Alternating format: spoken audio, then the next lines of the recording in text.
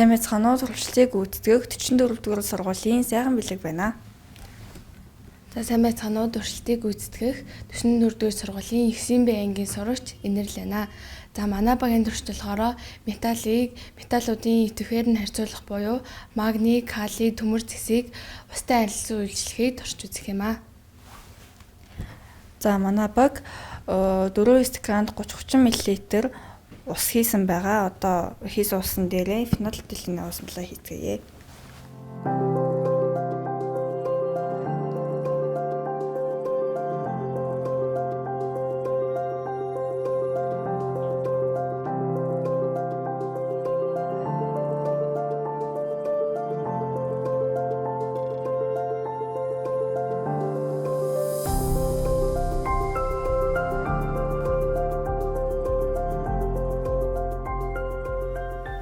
За одоо фенол этилентэй ус дээрээ металлуудаа нэг нэгээр нь хийж үзье. Фенол этилений ус мал дээрээ магнигаа хийцгээе.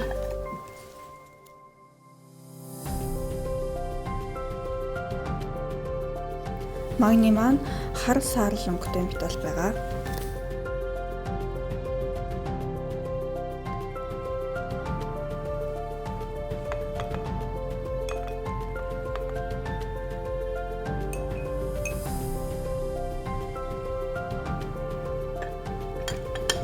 За одоо фенол этилений ус мал дээрээ зэсийг хийж үзье.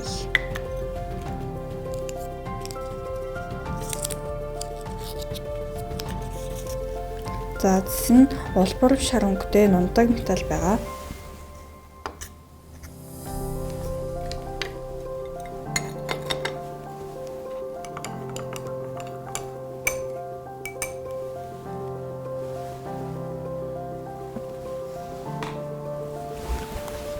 За одоо фенол этилентэй ус мал дээрээ калигаа хийж үзье.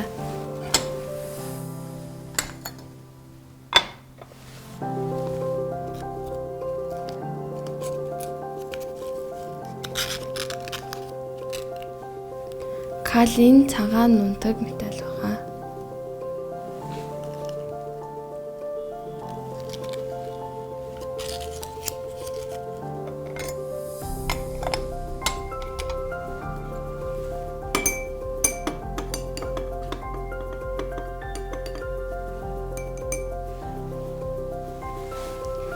За дараа нь төмрийг фенол этилентэй ус мал дээрээ хийж үзье.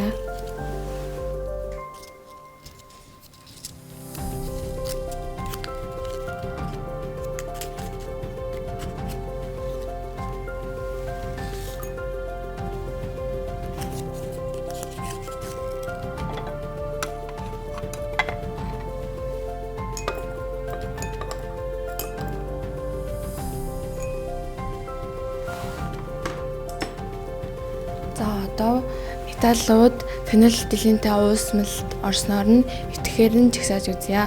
За кали нь фенол этилентэй уст ягаан өнгө үзүүлсэн учраас итгэхээр нь нэгж жагсаая. Харин магний нь доороо тундас өсөж бага зэргийн ягаан өнгө үзүүлж байгаа тул хоёрт жагсаая.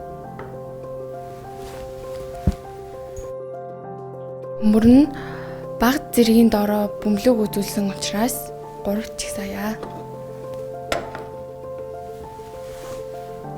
Харин зэс нь ямар ч уралд ороогүй тул сүүлд нь буюу 4-т жагсаая.